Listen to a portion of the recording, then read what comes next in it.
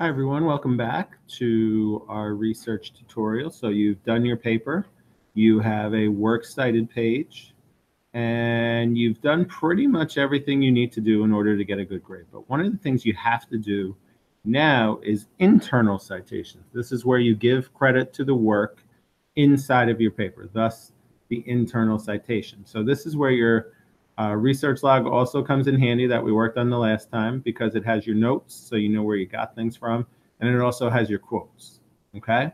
So unlike the research log or the works cited page at the end of your paper, which is down here, you don't need to use the big long citation in your paper at all. You merely need to use the short form of it. So there are two places where citations go. The first one is anytime you use a direct quote, like what we did here. Okay, this is a direct quote. We put it in quotation marks, and this is word for word what was said in the article. All you do is after that quote, you put a parentheses, and you put the author's last name where you got the quote. So I would go back to my research log and find the source where I got it from, and then copy and paste or type in the author's last name. In this case, it was Hill. Now I have properly given credit to where I got that information from. Thus, if the reader, the person who's grading your paper or reading your paper, wants to see the source, they see that the author's last name is Hill, and they can scroll down to your works cited page and say, all right, this was Catherine Hill, and then go and investigate the source from there, okay? So that's the one case, no matter where you are in your paper, you must cite right after quotation marks. Has to happen. The other place you need to cite is anytime you use information that isn't your own and that isn't common knowledge. So even if you paraphrase things, you have to give credit to the writer where you got your information from. So the general rule of thumb is when in doubt, cite.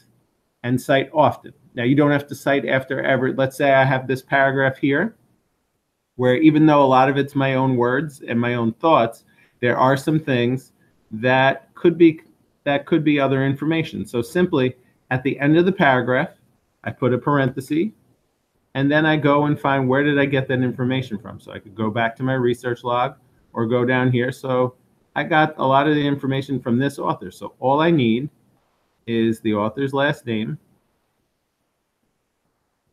and put it in the parentheses. That tells the reader that, hey, some of this information may have been my own, okay, my own thoughts, but a lot of it came from this source. So now I have ensured that I can't be flagged for plagiarism in this paragraph.